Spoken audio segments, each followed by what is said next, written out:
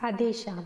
आज सतगुरु भगवान की कृपा से हम इस बात पर चर्चा करेंगे कि बीरबल की लड़की ने कैसे अकबर को सिंहासन से उतारा। एक बार अकबर ने बीरबल से पूछा कि मेरे मन में 3 प्रश्न हैं। पहला, तुम भगवान भगवान करते रहते हो, क्या तुमने ईश्वर को देखा है? अगर देखा है तो मुझे भी दिखाओ। दूसरा, बीरबल ये बताओ ईश्वर करता क्या है? तीसरा, ईश्वर क्या नहीं करता? बीरबल ने कहा, जहाँ पना, मुझे इन प्रश्नों का उत्तर देने के लिए 7 दिन की छुट्टी चाहिए। अकबर बोले, ठीक है। बीरबल घर गए।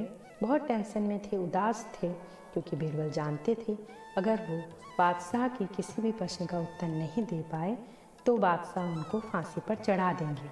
बीरबल की एक छोटी पुत्री थी जो 6 वर्ष की थी। उसका नाम सौदामनी था।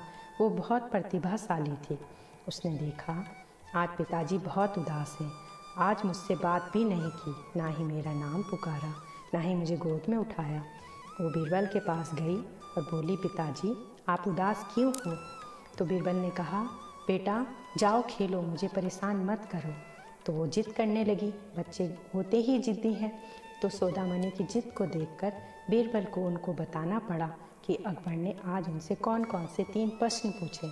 सौदामनी बोली, पिताजी बस ये तो बहुत सरल है, इनका उत्तर आपको देने की कोई ज़रूरत नहीं है, इनका उत्तर तो मैं ही दे दूंगी। बीरबल बोला, बेटा बादशाह अकबर के प्रश्नों का जवाब देना आसान नहीं है। अगर एक भी प्रश्न का उत्तर गलत हुआ तो बादशाह फांसी पर चढ़ा देगा, इसलिए पहले मुझे ही इन प्रश्नों का उत्तर बता दो। तो सौदामनी जिद पर अड़ गई और बोली, पिताजी आप बेफिक्र रहिए और विश्वास कीजिए, सब ईश्वर मंगल करेंगे। तो बीरबल मान गए, क्योंकि वो सौदामनी की प्रतिभा से वाकिफ़ थे कि ये कोई साधारण कन्या नहीं है। वो अगले दिन सौदामनी को दरबार में ले गए। अकबर को बीरबल ने सलाम किया तो अकबर समझ गए कि मेरे प्रश्नों का उत्तर इसने खोज लिया है, तभी ये अगले दिन ही आ गया है। अकबर ने बोला, बीरबल लगता है तुम्हें मेरे प्रश्नों का उत्तर मिल गया है। अपने आसन पर तभी बैठना जब तुम पहले मेरे प्रश्नों का उत्तर दे दो। पिताजी को उदास देखकर वो सामने आई। आकर बोली, बादशाह ये बताओ आपको इस सिंहासन पर किसने बैठाया? आपको बादशाह किस मूर्ख ने बनाया? ये सुनते ही सब सन्न रह गए। अकबर गुस्से में लाल हो गया। बीरबल क्षमा याचना करने लगा। बोला, बेटी नादान है, निडर है, कृपया बादशाह सलामत इसे क्षमा करें। पर बादशाह देख रहा था कि ये छोटी सी बच्ची जिस अंदाज में बोल रही है ये कोई साधारण नहीं है। उसने अपने गुस्से पर काबू किया और सौदामनी को पास बुलाकर पूछा, बेटा बताओ कौन सा ऐसा गुण मुझ में नहीं है जो मैं बादशाह नहीं बन सकता? तो सौदामनी कहती है, जहाँपना जब कोई मनुष्य आए तो अतिथि का सत्कार ना करे, स्वागत ना करे तो वह बादशाह तो क्या मनुष्य होने योग्य भी नहीं है। और आपने सत्कार तो क्या मेरा हालचाल भी नहीं पूछा। सारा दरबार सन्न था। अकबर सोचने लगा, छोटी सी बच्ची इतनी समझ। तो उसने सिपाही को कहा, चांदी के कटोरे में दूध भरकर लाओ और इस बच्ची को पिलाओ। सिपाही चांदी का कटोरा भरकर दूध लाया और सौदामनी के हाथ में दिया। सौदामनी चांदी के कटोरे में दूध में अपनी उंगली घुमाने लगी।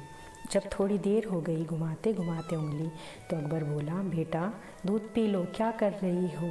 तो सौदामनी बोली, मुझे दूध नहीं पीना है। तो अकबर बोला, फिर इसमें ऐसे उंगली क्यों घुमा रही हो? तो सौदामनी बोली, माँ कहती है दूध में मक्खन होता है, तो मुझे तो दिखाई नहीं दे रहा है, मैं उसी को ढूंढ रही हूँ। अकबर हंसा और बोला, मुझे लगता है तुम ही मूर्ख हो, ऐसे थोड़ी मक्खन दिखता है, उसे पहले गर्म करना पड़ता है। जब वो दूध ठंडा हो जाता है तो उस पर मलाई आती है, उस मलाई को मथ कर मक्खन निकाला जाता है, ऐसे मक्खन निकलता है। तो सौदामनी हंसी और बोली, बादशाह अपने पहले प्रश्न का उत्तर तो आपने ही स्वयं दे दिया है। बादशाह बोला, कैसे? तो सौदामनी बोली, संसार दूध के कटोरे के समान है और उस संसार रूपी दूध के कटोरे में ईश्वर छिपे रहते हैं। जब उसमें हम गुरु रूपी मंत्र यानी जामन डालकर साधना संयम रूपी मतने से उसे मिलोते हैं यानी मथते हैं तो मक्खन निकल आता है। ऐसे सामने ईश्वर प्रकट हो जाते हैं। बादशाह बहुत प्रभावित हुआ और बोला, अब मेरे दूसरे प्रश्न का उत्तर दो।